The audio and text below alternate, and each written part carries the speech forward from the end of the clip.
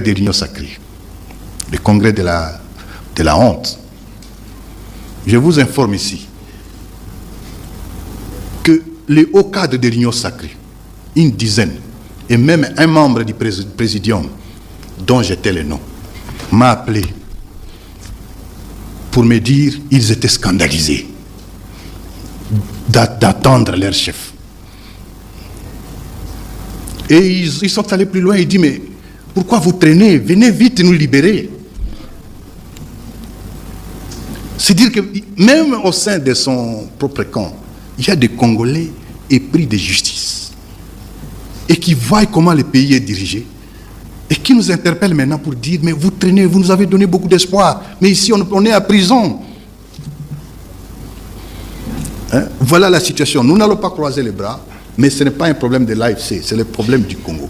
Nous avons droit à être dignes, à vivre comme les autres, à nous développer et à penser à l'éducation de nos enfants, la nourriture, l'eau à boire, la santé, les infrastructures. Enfin, la dernière. Merci. Quand nous avons la dernière question, s'il vous plaît. Bah. Oui, il n'y a pas de dame qui vous pose cette question. Ouf, s'il vous plaît, je vais aller. Merci. Ruth Alonga pour la Deutsche Welle. J'ai deux questions. Madame, tu es française? Non. Je ne parle peu en français congolais. Ruth Alonga. Ruth, merci. J'ai deux questions.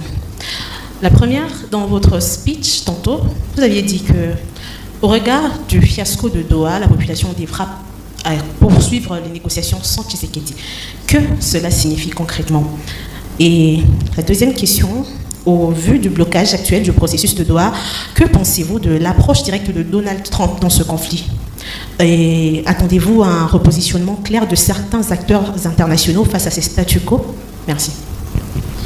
Bon, moi, Madame Rid, je n'ai pas dit qu'il y avait un fiasco à Doha. J'ai plutôt dit que M. Tshisekedi considère toutes les initiatives externes pour la paix en République démocratique du Congo comme une distraction. Il l'a dit le week-end dernier. Et c'est qu'à ce titre, nous disons, nous sommes des hommes épris de paix et nous tenons au dialogue. Et que s'il persiste à ne pas vouloir le dialogue, nous on fera ce dialogue sans lui. Donc nous restons attachés à Doha et nous ferons tout ce qui est de notre mieux pour qu'on arrive à une solution. À Doha, ce qui bloque, c'est M. Tshisekedi. Nous avons mis, avant d'arriver à Doha, ce que nous appelons les mesures de rétablissement de confiance. Qu'il doit exécuter, ce sont des préalables avant qu'on aborde le problème des fonds dans les négociations. À Doha, on n'a jamais discuté des causes profondes de la crise. Nous sommes dans les préalables. Et dans ces préalables-là, il y en avait 8. Aucun n'a jamais été réalisé par Tshisekedi. Et pourtant, nous, on fait montre de bonne foi. On a libéré des prisonniers ici, gratuitement, sans contrepartie. Nous avons libéré, nous nous sommes retirés de Walikale, sans contrepartie. Nous continuons à participer. Mais entre-temps, ils bloquent. Aucun prisonnier est libéré. Les condamnations fantaisistes qu'ils ont faites, on n'en parle pas. Au contraire, il va arrêter d'autres Congolais, comme l'ancien chef de l'État, pour les condamner aussi à mort, parce qu'il y a une condamnation à téléchargement. Le blocage, c'est lui. Bon, les gens... Voilà! Match Balouki, Bandekonangaï, Félix Tshisekedi en déplacement à Gaza. Fachi Abimi Azali Bandambuka. Fachi Abimi Azawapi. Ma fidèle abonné Nyon Sobozolanda, président Moustapha. Pendant quelques minutes, sur la situation de la République démocratique du Congo. Mingi bazomi tuna le mokonzambo kabimi Brice Kazabi. Parce que battu belé bazela qui le base de la chef de l'État na stade. Na match à Léopard. Mais battu la chef de l'État, lobby na boutu chef de l'État. est parti Félix Tshisekedi. Azawapi. Et belé babengi président Félix Akewapi. Situation ya ouvrir réseau le kandengeni. Président Zalagi na Malabo, na Guinée équatoriale. Qu'est-ce qui s'est passé na Guinée équatoriale? Moi na mboka Moustapha bete biloko. Koto yo na ouvrir eza ya koyinda moto ezopela na niveau territoire ouvrir. Moment na zo bisabino bandeko na ngai ouvrir eza na inquiétude makasi. Et inquiétude wana euti wapi? Bokoyo kango awa journée lelo na ba émission na biso na direct au bozola na biso na kati manaka na biso chaîne na biso Congolais Kelema. Bandeko nanga ba Congolais tokoye ba vérité. Mboka Félix Tshisekedi accueilli a bengi sur l'invitation. Il y a président de la République Yamboka. Et président de la République a bengi bakeko solo la nini. Ne parmi matière on a été opéré la bino na journée à l'élo. À part Rwanda, situation ya pinga ezo kenendengeni. Ebele babengi ngai situation ya pinga. Président Félix Tshisekedi Moustapha ndeko mona mboka lobela biso. Nini eleki na pinga? Yebisa biso na Masisi, yebisa biso na Kichanga, yebisa biso na Kibumba. Nini eleki? Parce que mutu nyonso sengi na tongo ayeba situation ya mboka nezo kenendengeni. Il faut que yeba mboka ezo kenendengeni. Mboka elamuki ndengeni ni, mboka elali ndengeni. Mais par rapport tokoya kosuka siko na kati na yango. Et lelo véridique ne bokoyeba yango. Qu'est-ce qui s'est passé? Les vraies informations sur le déplacement ya mokonza mboka Félix Antoine Tshisekedi Tshilombo na Libanda. Yamboka. Bandeko na ngai Paul Kagame alobi ete Félix Tshisekedi atira na 29 mois. Atikali na 29 mois fois le mois.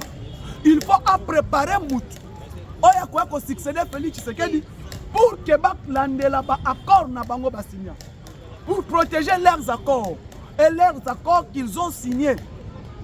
Les anciens accords. Parce que Tshisekedi devient maintenant cauchemar du Rwanda. Félix Tshisekedi a commis cauchemar et pas inabango. C'est qu'il faut qu'on prépare nani oya koya pour que accord ba signaka na régime passé ba accord wana ezonge. Et les accords qu'ils ont signés avec le régime passé, accord nini? Situation ya Thabo Mbeki esuki ndenge nini? Thabo Mbeki qui a appelé tous les opposants bakutana na Afrique du Sud ba solola parce que accord otozana ngo accord à San City c'est le fruit ya Thabo Mbeki. Mais accord oyo bomimboka. Accord oyo bakena na 1+4 oyo Etienne Tshisekedi a telemelaka. Parce que 1+4 boyebi. Qu'est-ce qui s'est passé dans l'accord? Il y a San City. Et Thabo Mbeki voulait tokende na San City Day. San City Day, Ndebomoni, il a envoyé les invitations. Na Moïse Katumbira, na Kabilira, na Ruberura, na Kamerera, na Eberandara, bango tout bakutana na San City. Bakutana na Afrique du Sud. Et leur rencontre Afrique du Sud pour parler de San City Day. Et c'est lui qui veut appeler tous les Congolais. Bakoutan en Afrique du Sud, c'est l'ancien président sud-africain. C'est la fondation Thabo Mbeki. La fondation Mbeki. Lui-même Thabo Mbeki, dans l'Afrique du Sud, il a été chassé du pouvoir. Batoubaye bien voté. Thabo Mbeki, à sa mandat, il a été chassé du pouvoir par rapport à son incompétence. La constitution que nous avons aujourd'hui, si tu as solo na bino to beta li solo, ba ebozola nangai. Constitution otozana ngo ya 2006, ya 2003, 2004. C'est le fruit ya Thabo Mbeki ya Afrique du Sud. Mais constitution oyo est consacrée à Kamboka Libanda. Mais constitution oyo lelo, le pays est en danger, c'est grâce ya fruit ya constitution oyo ya Rwanda, oyo ba imposa biso par Thabo Mbeki et Kabila. Bolobi pourquoi? Oh Banamboka. Les lobes ba été président Moustapha Beta Biloko. Nako Beta Biloko. Nazo Beta Biloko lelo. Je vais vous expliquer qui est Thabo Mbeki. Et l'accord, abenga ki bango bakuta en Afrique du Sud, C'était le plan à Salaka 1+4 où on a vendu la République, la place il y a vice-président, chargé, il y a intérieur, défense et sécurité. C'est Thabo Mbeki qui a fait que Roubero Azwa Yango. Parce que Thabo Mbeki lui-même est 50-50, les gens ne savent pas. Raison pour laquelle Thabo Mbeki a été chassé du pouvoir en Afrique du Sud. Le même Thabo Mbeki aujourd'hui, il appelle les Congolais, vu sa fondation, va prendre autour d'une même table pour parler, d'examiner la situation de la République démocratique du Congo. Et Thabo Mbeki est en Wana. C'était Thabo Mbeki président. Actuellement, Thabo Mbeki qui n'est pas président, mais qui a une fondation. Ils veulent rassembler les Congolais pour discuter de leur propre pays à l'extérieur du pays. Nabomoni, dans l'Afrique du Sud, où Thabo Mbeki a lancé l'invitation à Moïse Katumbi, Joseph Kabila, Tomoni Nakata Kabila, Nomoni Kimbuta Zalaki, Namoni Francine Muyumba, Namoni Nehemi Mwilania, membre FCC. Objectif na bango ya voyage Afrique du Sud. Oh Thabo Mbeki a bengi bango, c'était quoi? Réforme institutionnelle. Parmi les points en Afrique du Sud, ils ont parlé de réformes institutionnelles. Tout ça, la réforme institutionnelle, on a pensé par rapport à propre intérêt. Ces réformes institutionnelles que Tshisekedi doivent être remplacées. Comme on a fait Tshisekedi, doit préparer minute salle. Ce qui Tshisekedi a aucun détail, ça la formule, il y a 1+4.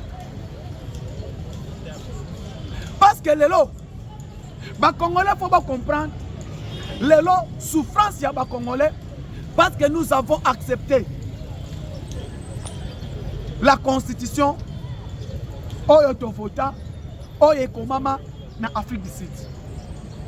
Parce que grâce à Thabo Mbeki, ils ont fait que non 1+4 récemment. C'est Thabo Mbeki qui a accepté que brassage, mixage et ça là.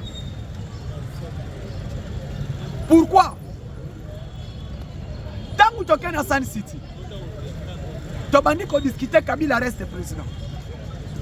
On doit mettre 1+4 où il y aura 4 vice-présidents. Il y a Etienne Tshisekedi, Jean-Pierre Bemba, Yerodi Abdoulaye Ndombasi et Azarias Roubero. Herbaken dans San City, Basali est fort. Basali est fort. Va dribbler Etienne Tshisekedi. Basali est fort, va dribbler Etienne Tshisekedi na kati ya San City. Baba zwa poste ya Etienne Tshisekedi, ba pesa yango Zaidi Ngoma. Pourquoi? Parce que dès que Etienne Tshisekedi est là, ba intérêt na bango ekozala te. Dès que Etienne Tshisekedi sera là, bango ba kolia te de copie ya San City. Et lelo, Félix Tshisekedi devient président de la République, il a accepté d'aller aux élections avec cette constitution. Parce que 2006, Etienne Tshisekedi n'a pas voulu aller aux élections. Pourquoi? Parce que recensement est Salema. Il n'y a eu pas recensement. Moutambo Salema Yangwana. 2011, recensement est Salemité. FCC PPRD, à l'époque, Balobi, local recensement est Salemité. Etienne Tshisekedi a condamné qu'il y a une élection sans recensement. Donc, il y a un bongo. Etienne Tshisekedi arrive, alors il dit que non, il y a une élection bongo parce que ceux qui n'ont qu'une élection. Et que tu Joseph Kabila, ça sera non-assistance à la personne en danger. Comme il y aura non-assistance à la personne en danger, nous irons aux élections de la manière que la constitution est lobby, nous avons tout aucune élection. On est allé aux élections, on a bâti Joseph Kabila. Kabila a été bâti dans l'élection. Toebi Ndengeke. Et les lots, Thabo Mbeki, tant que Félix Tshisekedi a continué à suivre le pouvoir, il a gagné les élections. Tshisekedi devait maintenant cauchemar. Il y a des multinationaux. Tshisekedi a commis danger pour Nabango, entre autres Fondation Clinton, Fondation Bill Gates, Fondation Mbeki, tous ces gens-là, Moussa Faki, l'ancien président nigérien, Basangani, parce que Bazalaki n'a pas intérêt dans la République démocratique du Congo. Tout le monde sait la République démocratique du Congo ezalaki bilanga ya communauté intercriminelle. Bilanga ya communauté intercriminelle. Entre autres, sur le plan diplomatique, la République démocratique du Congo est Bungaki. Plus de 30 ans, la République n'existait pas. Personne ne faisait la diplomatie à Congo. C'était Kagame, c'était Museveni, c'était Sassou Nguesso. Tous ces anciens présidents, tous ces présidents-là, ils mangeaient dans la République démocratique du Congo. Grâce à Yango Siko, Tshisekedi arrive président de la République. Aligny était Azongisa Congo. Azongisa Congo na Rai. Congo était le nom. Ayeba, Bitumba Oyo et Bundakana Ebi. Bitumba Oyo ya Congo et Outaka Wabi. Qui est le vrai agresseur? Il y a la République démocratique du Congo. Pourquoi la guerre à l'est de mon pays? Pourquoi? Ce sont des questions que le chef de l'État a mis posé qui ma question et a mis pas si ma réponse. Tobani Kolane, guerre à est et Outaka Wabi. Qui est le vrai agresseur? Il y a RDC. C'est le Rwanda. Rwanda mutu apiyaka minéré à Congo. Qui est derrière Rwanda? Qui est derrière Rwanda? Nani a financé Kagame? Nani azasima Kagame? Kagame a teka minéré à Congo pa ya nani? Banani ba acheteur ya minéré à RDC. Et pourquoi, pendant que le Congo est agressé, l'embargo reste dans mon pays? Ce sont des questions que le chef de l'État a mis posées. Ce sont des questions qui s'est opposé et qui faut amener la réponse. Raison pour laquelle Tshisekedi est allé maintenant affronter la communauté internationale dans le terrain diplomatique. Tshisekedi a affronté la communauté internationale sur le plan diplomatique à côté de Zamba, à découvrir le vrai agresseur, à découvrir la position de l'agresseur. Nani azo ko agresser Congo? Nani aza sima? Et nani oyo aza kati ya bato bazo ko créer l'insécurité, ko instabiliser mboka na ngai. Ne parmi biloko oyo mokonza mboka bandi ko luka. Fachi akoti Zamba. Akoti terrain diplomatique. Premier mandat Tshisekedi s'est sacrifié. Achaki diplomatie na ye ezala champ de bataille. Parce que ceux qui n'ont pas affronté Kagame sur le plan armement, sur le plan militaire, oui, Tokobunda, mais Kagame est soutien, à la soutien. Bakolobanini, payant Mouknene, à Bundisamouane, Kagame a la soutien. Et la soutien de qui? De la communauté internationale. Le cas de Kagame a la soutien de la communauté internationale. Nasalanini, nakota kati la communauté internationale. Nakota nakati, ya terre au Kagame abunda. Place hier à Zalaka, nakota wana to bundana nakati. Raison pour laquelle le président a côté nakata terrain diplomatique. Et tant qu'on continue nakata terrain diplomatique, Tshisekedi déplace la guerre. Déplace la guerre à l'est. Il amène ça au niveau de la communauté intercriminelle. Là où Kagame mange, là où Kagame fait que pour piller les minéraux, là où Kagame fait pour agenouer la RDC, Tshisekedi a continué nakata terrain na bango. Tshisekedi a continué nakata terrain na bango. Abandi bitumba wana. Raison pour laquelle a bengango, Tshisekedi a déplacé bitumba. A déplacé bitumba oyo, place ezalaki a mis en terrain diplomatique. A mis en terrain diplomatique, abandi ko bunda siko na bango kuna. To bandi bunda na Rwanda na kati ya diplomatie. Na diplomatie to bandi bitumba na niveau diplomatie. Mais à partir du niveau diplomatie, na bitumba to bandi na yango na niveau diplomatie, to bandi koyeba. Ah, France, ah, Suisse, ah, Turquie, ah, États-Unis, ah, Chine, to découvrir batu oyoyo, bazana kati ya kobundisa biso. Batu babundisa ka Congo, ba vrai acheteur ya minéraux ya Congo, ezanani. Dès to bandi ko obtenir, to kei na niveau liboso, un première des choses, quoi? Embargo au Congo azalaki nango. Il y a eu l'embargo. Le Congo était sous l'embargo de la communauté internationale. Non, il y a un cher à Toko somba minduki. Minduki au photo bundana ngo. Toko somba minduki. Ba pesa biso embargo. Pas question de somba minduki. Première des choses, Tshisekedi a lité d'abord. Il y a kolongola embargo to salaki nango. L'embargo est longwe. Tshisekedi alongoli si embargo batiki biso na mesure ya notification. Mesure ya notification etikali. Tshisekedi abuni mesure ya notification eye kolongo. Mesure ya notification eye kolongo. Maintenant il faut faire quoi? Tshisekedi fait l'étude sur le plan armeni ni tozanango. Banani babundaka bitumba, banani bakobunda. Aya kolandela effective bapesa ye ba militaire o bana este ya mote. Aya kotala âge moyenne ya ba militaire na biso. Âge moyenne ya ba militaire na biso ya armement na biso. Ya ba militaire na biso c'est 45 à 50. On n'avait pas de militaires. Tshisekedi lance le recrutement en masse. Elle a lancé le recrutement en masse pour obtenir l'ambassadeur dans l'armée. Mais qui maintenant peut commander ces gens? Qui peut orienter nos militaires? C'est là où il y a eu un problème. De un côté, il a été infiltration et zamakasi. L'infiltration et zamakasi n'a pas ça la ligne. On a réussi dans l'infiltration. Infiltration est ici là. Tshisekedi a fait tout pour que l'armée ait élément. Armée est élément. Armée n'a pas de photo télémission. Armée n'a pas de zonga. Armée o ezala qui époque de Mobutu. Que koutani na soda, au monique au soda. Mais malheureusement, l'infiltration ezala qui tellement makasi. Et cette infiltration ezala qui tellement makasi, na place infiltration au ici là est comme un problème.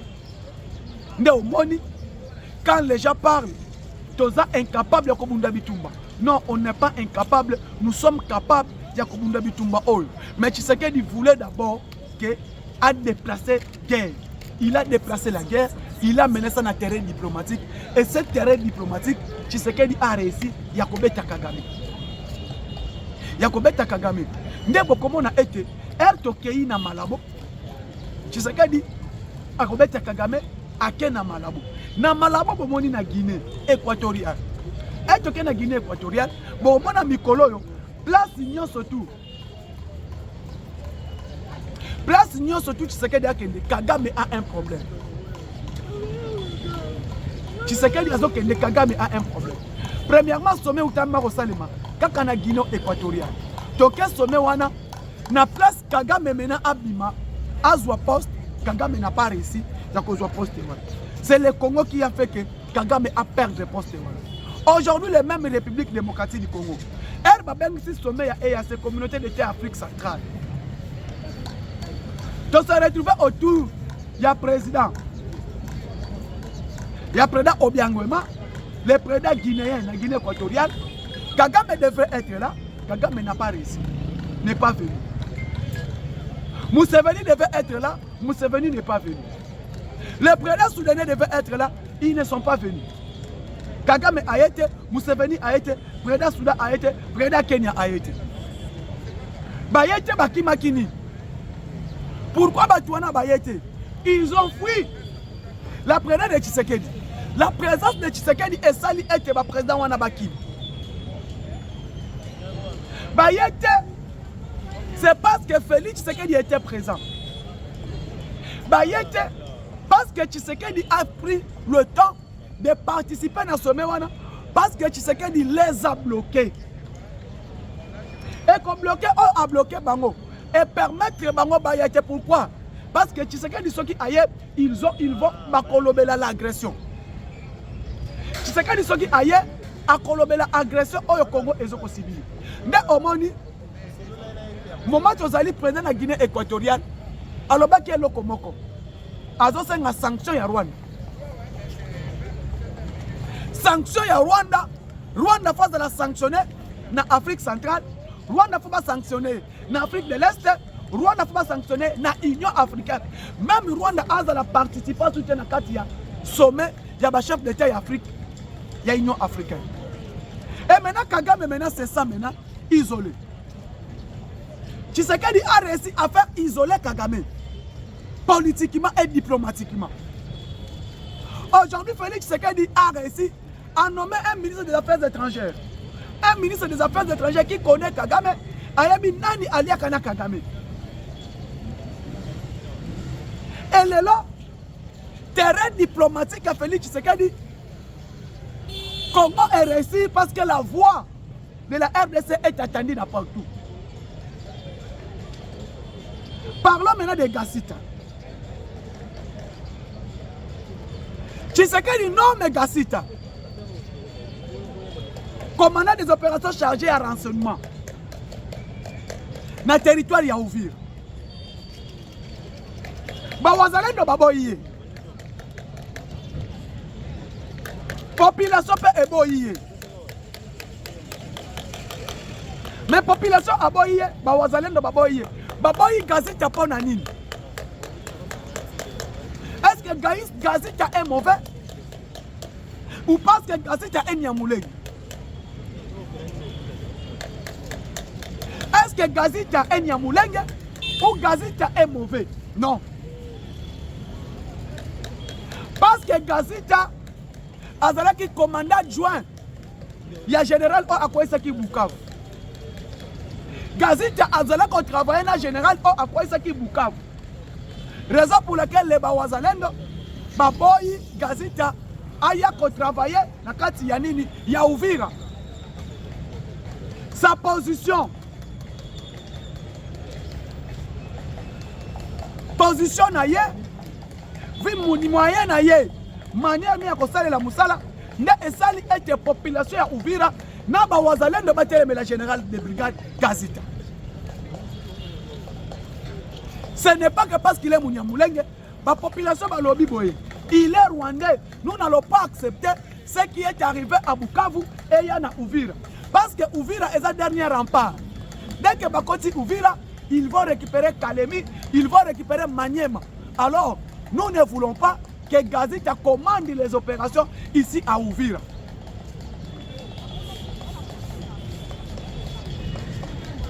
Et Nayango,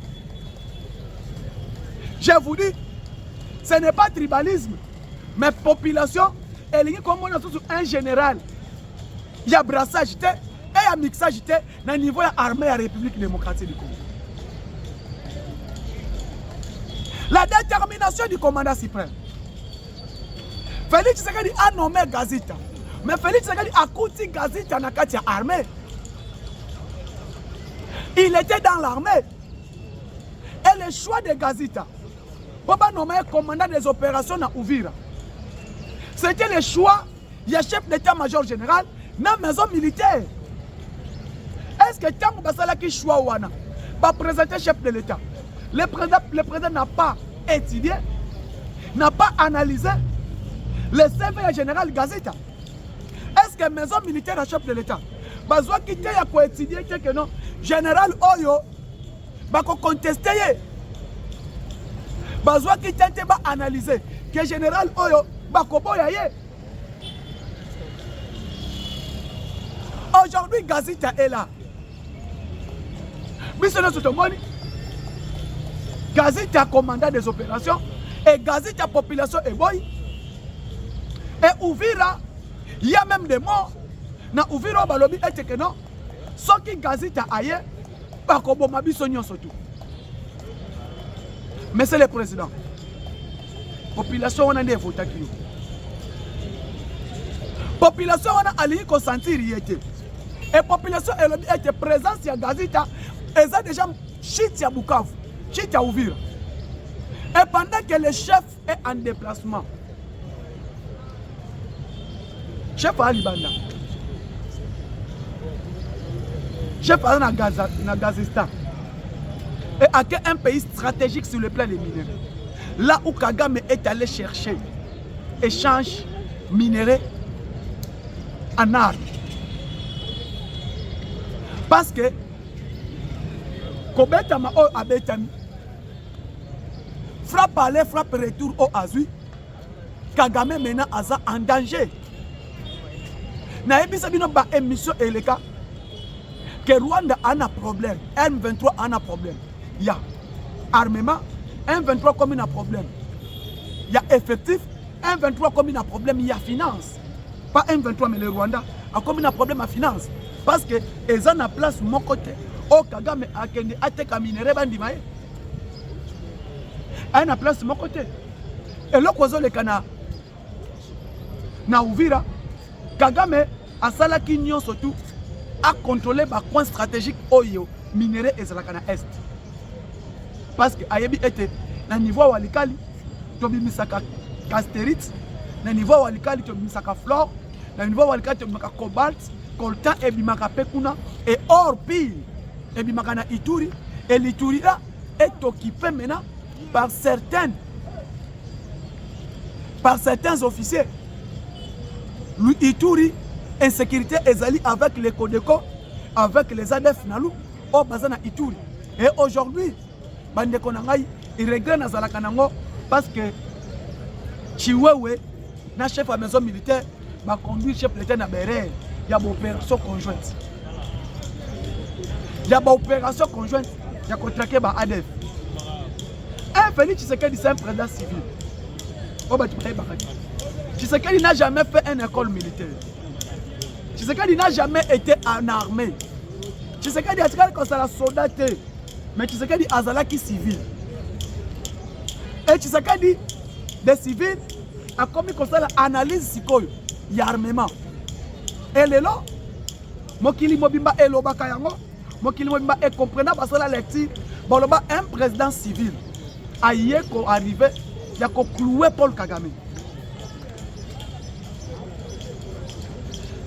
Et Paul Kagame est cloué, Rwanda est cloué parce que Tshisekedi a dérwandalisé le système ya Kagame. Système au Kagame a tchaki, Tshisekedi a dérwandalisé yango. Debo comme on a lelo, Kagame manque ya ba argument, manque ya ba enfermement, manque ya nini, Kagame a comme un esprit ya ben style. Copine a Félix Tshisekedi, qu'on a dit n'importe quoi vis-à-vis de Félix Tshisekedi. Qu'on prononce à côté Kolobate, à comment Kolobayango, que Tshisekedi, c'est lui, Tshisekedi, voit, donner au moni, à dérwandaliser Kagame. Et Oya Fati Aloba, à la moindre escarmouche, je vais déclarer la guerre avec les Rwandais. Et les Lonazeb Sebino Congolais, Kagame maintenant cherche tout moyen. Kagame a l'occasion surtout de dialoguer. Et dialogue, on a Ezali. Dialogue ezali parce que na président Félix Tshisekedi atikala ko boya dialogue. Président Félix Tshisekedi a accepté à Solana Kagame. Mais le problème il y a Kagame, Kagame n'est pas sincère. Kagame c'est un menteur. Kagame c'est un usurpateur. Kagame c'est un détourné, Kagame c'est un frappeur. Mais comment on a ba pays ne soit kendaka. Quand il parle à signer les accords, il parle des minéraux Congo Kendela. Les minéraux Congo à Kenya. Prenons le temps que Kagame a fait au Congo. Le temps que Kagame a fait de piller les minéraux de la RDC. Le temps que Kagame a fait de s'enrichir dans les minéraux à RDC. Parce que seul le Rwandais est dans les minéraux. Mais quand il part aux États-Unis, signer les accords. Quand il part en France, signer les accords. Quand partout Kagame part pour signer les accords, et minéraux wana ayaka uzwango wapi na RDC. Ayaka kozwa minéraux wapi na RDC. Et minéraux wana ne esali économie ya Rwanda. Minéraux na biso ne esali ete PIB ya Rwanda ema. Mais président Tshisekedi aye alobi non, pas question eloko na lingango. Eloko na lingango te M23 etelemi, Turanero etelemi, Rentabara etelemi, Sardine batelemi, Bamaïmaï batelemi, tout. Ba branche wana nyonso. Sont des branches que Kagame utilise pour piller. Sont des branches que Kagame utilise pour détruire notre pays. Et ba branche wana et le loba tubakomona été herba congolais bazomona. Oh non, République démocratique du Congo a telemi a lingité Congo ba telemi bazoboma ba congolais ba boma ba swahiliphone ba sala nyonso tout. Té. Eza manque ya ba argument solide. Eza manque ya ba argument na ba. Quand Kagame parle que non, Tshisekedi cherche tout pour faire tout. Il est en train de tuer les Baswahili, Balingi Baswahili, tout. Et ça manque à barguer. Oh non, comment pour Banyamulenge, comment tu les Banyamulenge, nous les Banyamulenge. Non. Les Banyamulenge n'existaient pas. Et Moutoaza Congolais a Yebi Congo, na histoire RDC, de 1960 à 1996, il n'y a eu aucune communauté, il n'y a eu aucune ethnie. Na Congo babenga bango Banyamulenge. Nani akoyebi sangai ke ekolo na biso ezalaka Banyamulenge. Il n'y a aucune ethnie de la Congo que cette ethnie est appelée les Banyamulenge.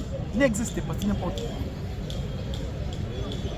Les Banyamulenge n'existe pas. Mulenge eza batoyo eza ngomba. Ngomba wana ya Mulenge eza na siliki. Maintenant tous ces gens-là, tous ces Rwandais-là qui ont quitté Rwanda, qui sont venus au Congo, bakena ko se réfugier tout autour de Mulenge, ne ba mi comme ça les Banyamulenge. Mais pour parler qu'un ethnie, un tribu qu'on appelle un ethnie au Congo, un tribu au Congo, que tribu wana babenga Banyamulenge ezalaka te. Mais le Kola Kagame aza malin, Kagame aza frappeur, Kagame aza voleur, Kagame a détourné. Mon mot a été Bakei, oh nous sommes les Banyamulenge. Nous sommes les Banyamulenge. Banyamulenge wana banani. Oh Tshisekedi, Batunaye, Bakongolais, Balingi komona ba Rwandais te, Balingi bisote, Balingi ethnie na bisote, Balingi nilite. Non. Mais au moni, a combien côté na Congo, le Kola azangi ba argument. Et comme était pas bon parce qu'il fond. Et le roi wana, oh non balingi Banyamulenge na mboka na bango. Tshisekedi a déjà dit. Fachi azala malin à Londres. Alors bah est que Banyamulenge baza ba Congolais. Ils sont des Congolais. Comment un Kagame qui peut quitter chez lui? Il faut protéger les Congolais na mboka na bango. Voilà reverse ou reverse le lot que les Banyamulenge sont des Rwandais. Rentabara, Tuiranero. Et ça, un groupe armé créé par Kagame avec Moïse Nyarugabo pour déstabiliser la région Grand Lac, pour déstabiliser la République démocratique du Congo. Rentabara Tuiranero. Et ça, biloko Kagame a créé parce que Ezaki Kop na bango na Bakabila pour déstabiliser la République démocratique du Congo. Ils ont créé ce Rentabara, ils ont créé Tuiranero.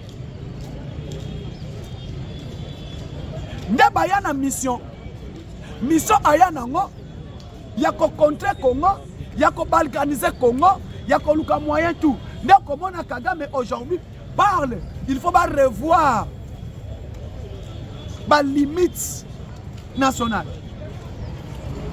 Babonsanaka, bazoka mboka na biso bakotsaka, bayiba biso ndambo mabele. Quelqu'un qui manque des arguments. Et lelo, fin de citation, bato nyonso tout bomoni, va comprendre que les voleurs qui a volé, moutou a détruit le Congo, moutou a sali et le Congo est dans la déstabilisation, c'est Paul Kagame. Et Namalabo Akimaki. Namalabo Akimaki. Akiminine. Parce que le but était que non, a infiltré. Je vous dis, Rwanda niveau autosa awa. Fati a fait encercler politique, il a encerclé Kagame. Kagame ne savent pas, moindre erreur kaka ouvrir à frapper. Je vous dis, Kigali est cause de la poussière. Kigali est cause de la poussière. Parce que Eric Prince ne dort pas. Eric Prince ne dort pas. Les Blackwater, vous avez entendu parler des Blackwater. Vous avez entendu parler de Eric Prince. Toyebi Sabino Mouamouke, Makambo Eric Prince. Que Eric Prince a un Blackwater ne bazana Bukavu, na Burundi. Bamisuba na Manono. Alors l'Amérique a compris que l'accord Oyangana Congo n'a pas la tête. Je ne peux pas refuser, reculer. Il faut que tu revoies ce que Kagame cherche. Et qu'est-ce que Kagame cherche? Et malheureusement, il y a certains Congolais qui ne comprennent même pas. La situation à Rwanda est que Oyo Kagame a l'ingaki a zui yangote. Lelo Félix Tshisekedi a contraint na ba point nyonso. Politique, diplomatique, Félix Tshisekedi a contraint. Et aligné a manipulé certains Congolais pour parler que les Congolais ont bazan mal intentionnés, les Congolais ont bazan argument, ne bangwana. Prenons le cas. Soit Batouneti, Moïse Katumbi, Vital Kamel. Est-ce que ces gens-là peuvent parler du bonheur et à RDC? Batouna Bakolobela Congo, Bakolobela Congo, Mokolo, mon côté. Et Tala Bango Mona était, Bango Tibalimba qui est en Afrique ici. Pourquoi? Parce que Baïb était leur maître. Et là, Leur maître est là. Moïse Nyarugabo. Non. Raison pour laquelle ils ont accepté de tuer les Congolais au profit de leurs propres intérêts. Moïse Nyarugabo, Claude Nyarugabo, Ozui, Azalias Ruberwa, tous ces gens-là, tous ces propres. Et si Koyo,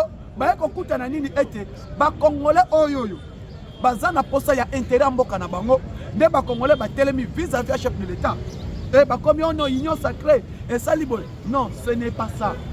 Dites-nous pourquoi, qu'est-ce que vous voulez, qu'est-ce que vous cherchez au Congo. Et malheureusement, le loba argument na bango surtout et puis na mai. Pourquoi? Parce que la détermination, il y a Félix Tshisekedi Tshilombo, la détermination à commandant suprême à l'objet était pas question. Minerai, pas question. Pillage, pas question. Et pillage, on a fait à boy, ils ont créé un problème. Ils ont créé un problème. Et on a lobby été, totel les mabissonniers surtout, les ndele quoi yate. Bomoni était parti à Bimi. À quel contraire Kagame place était que la minerai. Place à ça la troc nae.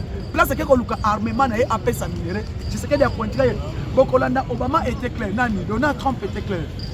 C'est lui qui ne va pas respecter feuille de route, accord de paix. C'est lui qui va violer l'accord des principes. Tokolandaye sur le plan à cause de sanctions économiques et sanctions diplomatiques. Et Kagame a coûté minango. Sanctions économiques, biloko ete kaka moya te kango za soutien.